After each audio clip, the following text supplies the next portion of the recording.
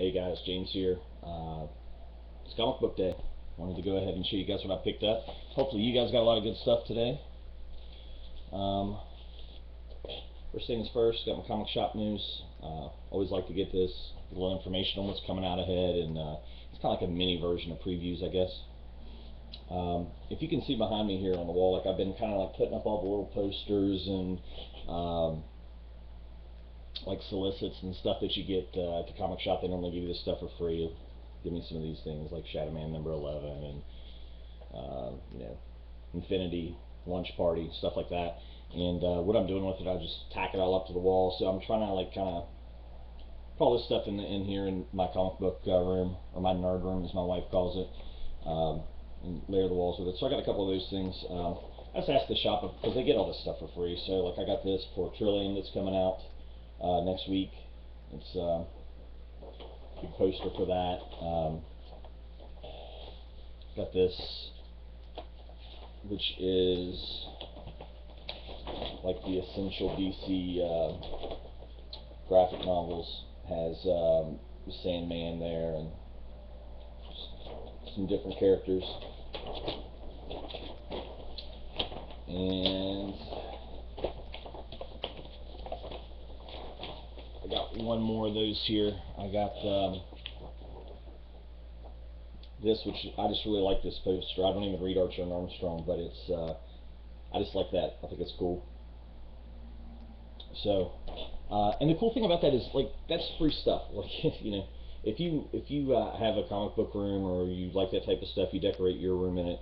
Ask your comic shop. They get that stuff in and they don't hang all of it up. They don't put all of it out. So more than likely they have that stuff and they'll give it to you. Especially if you're somebody that's pulling a lot of books there, spend a lot of money there.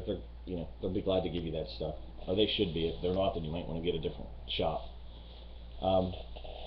Also had to grab some bags and some boards. And then the best part, I got my comics. So, I'll show you what I picked up this week.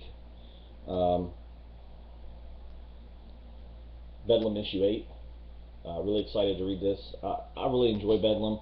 I hope Ryan Brown works out well as an artist. I'm really curious to see how his style pans out, because like right now you can really tell he's trying to mimic Riley Rossmo and work his way into his own style. And very curious to what that'll be.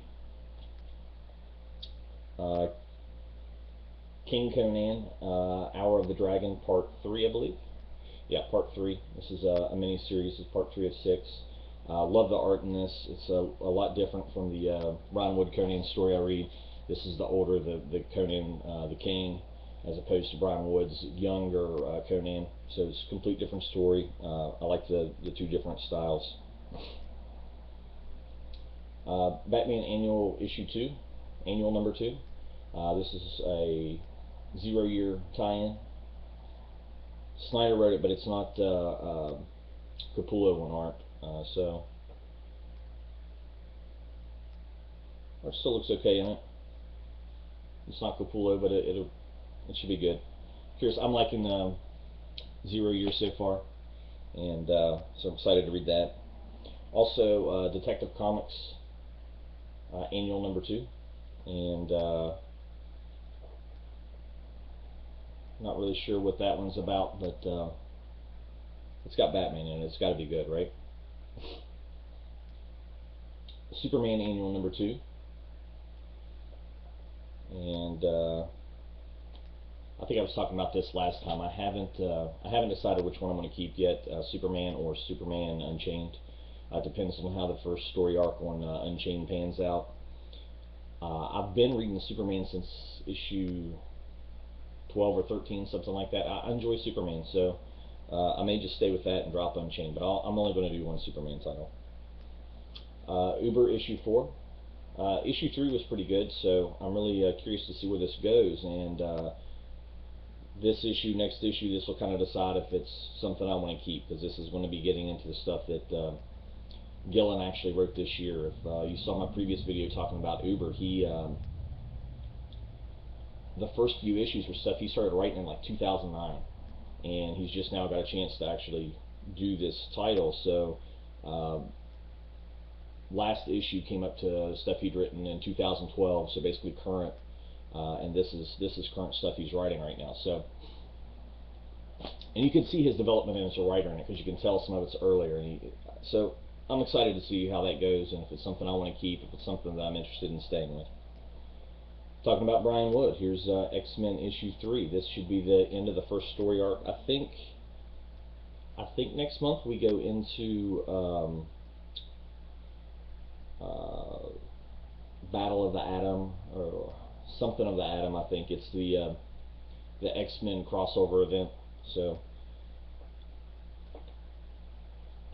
curious to see how this issue pans out. I like Brian Wood's writing, and hopefully this is a Marvel title I'll stick with. I haven't really found very many of those. I'm doing Superior Spider-Man now. The guys on the Comic Book Roundtable, when I've done that before, they got me picking that up again. I'm glad I did. And I'm trying to get into some Marvel stuff. I really liked Marvel when I was a kid, and I'd like to get back into it, but I just can't seem to find stuff I really like. X-Men so far has been good. Picked this up, Collider, issue 1. Figured I'd give it a shot. I really don't know anything about it, honestly. I don't even know who. Simon Oliver is writing it. Robbie Rodriguez on art. So check it out, see what it's about. If it's something interesting, I'll keep it. If not, no big deal. It's a Vertigo title, so $2.99 issue. I'm willing to try out an issue for $2.99. All right, here's the one that Scott Ostrom got me picking up, running with comics. X-Men Legacy. I picked up 1 through 9 on an eBay lot. I picked up 10 through 13 at the shop. Finished those up, and now I'm ready to read issue 14. Pretty good series. I've enjoyed it, especially the first story arc of it was really good. Second story arc is pretty cool. You get Red Skull in it, and now we're in the beginnings of the third story arc. I like the Legion character in here. I didn't know a whole lot about him beforehand. It's Charles Xavier's son, and pretty interesting stuff. He's in London right now doing some plotting, trying to preemptively strike people that I guess are anti-mutant. Issue 5 of 5 Ghosts. This is the end of the mini that they've decided to make an ongoing. So issue 6 will be out in October. We'll get this break here. If you didn't pick up any of the 5 Ghosts, you may still be able to find them. I don't know. Absolutely fantastic. It's a great read. The art in it's cool. It's everything comics should be. Like it's gosh, I don't know how to explain it. It's got a very pulp feel to it. The art even reminds you of that. It's just a wonderful read. So I suggest you pick that up and trade if you haven't picked up the single issues. If you can find the single issues, pick those up.